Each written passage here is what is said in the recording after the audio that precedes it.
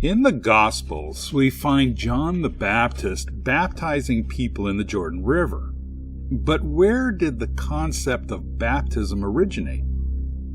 Was this a command from God that we are not told about? Did John develop the concept of baptism? Was baptism being done before the New Testament? Why was John baptizing people in the Jordan River? Because the Bible is silent on these issues, churches have created their own doctrines concerning baptism. Some baptize only adults, and others will baptize infants. Some will sprinkle, and some will immerse. Some believe that it is a sign of one's faith, but others believe it is necessary for salvation. It is no wonder that there are so many different Christian denominations. The word baptism comes from the Greek noun baptisma, which is derived from the Greek verb baptizo, and means to wash. So technically, baptisma, the noun, means a washing. In the Hebrew Bible, the verb for washing is rachatz. While this word is used for the common act of washing, such as we see in Genesis 18:4, it is also used for the ritual washing of sacrificial animals, unclean people, clothing, and various articles as commanded by God and carried out by the Kohanim, the priests. Is there a connection between the ritual washing in the Old Testament and the baptism of the New Testament?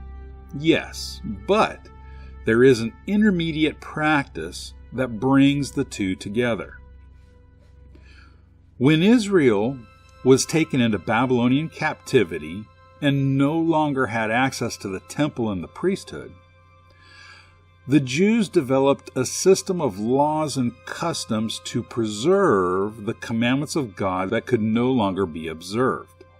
As an example, the dining table in the home became a substitute altar, and fathers would teach their children about the sacrifices with what was on the table.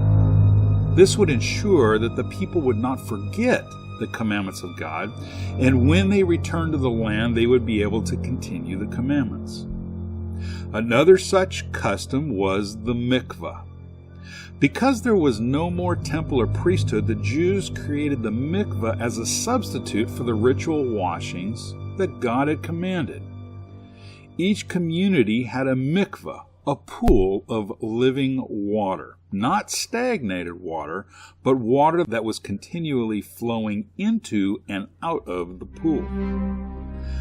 The mikvah was used for various reasons, including purification after an emission or childbirth, a sign of conversion to Judaism, the immersion of new utensils used in serving and eating food, and ritual purification before a holy day. As John the Baptist was a Jew who would be intimately familiar with the mikvah, and we can conclude that the baptism taught in the New Testament is the Jewish mikvah, or is at least derived from it. Incidentally, while the Hebrew Bible does not use the word mikvah in this context, it is used for a pool or collection of water. 1 Corinthians 1:14-16 says, I thank God that I baptized none of you, save Crispus and Gaius, lest any should say that I had baptized in my own name. And I baptized also the house of Stephanas. Besides, I know not whether I baptized any other. What is Paul talking about in this verse? In the first century Israel, a teacher would immerse his disciples in the mikvah in his name, meaning that the disciple is now following the teachings of this teacher. Apparently, Paul immersed Crispus, Gaius, and the household of Stephanas into his name, meaning that they became his disciples. This is what is meant in Acts 2:38 when it says, Be baptized, every one of you, in the name of Yeshua the Messiah. When one is baptized in Yeshua's name, it is signifying that he is now following the teachings of Yeshua. Now, to the reason that John the Baptist was baptizing in the Jordan River. Joshua 3 verse 14 says, "And it came to pass, when the people removed from their tents to pass over the Jordan, the priests that bear the Ark of the Covenant before the people." The Israelites were standing on the east bank of the Jordan River, and they passed through the river onto the west side of the river. From a Hebraic perspective, the land west of the Jordan River is the land of Israel and is symbolic of life, whereas the land east of the Jordan River, outside of the land of Israel, is symbolic of death.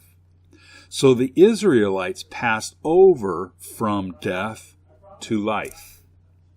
Romans 6 verse 4 says, "We were buried therefore with him through baptism unto death, that like as Messiah was raised from the dead through the glory of the Father, so we might walk in the newness of life." 1 John 3:14 says, "We know that we have passed out of death into life." The Hebrew word for passed through in Joshua 3:14 is the verb avar, and it means to pass or cross over or through. This word is the root of the name Ever or Eber. One who is descended from Eber is called an Ivri or Hebrew. Abraham is called a Hebrew because he is a descendant of Eber. But he also crossed over from death, outside of the land of Israel, unto life, the land of Israel that was promised to him and his descendants. John the Baptist was doing his mikveh in the Jordan River because this is where his ancestors crossed over from death to life.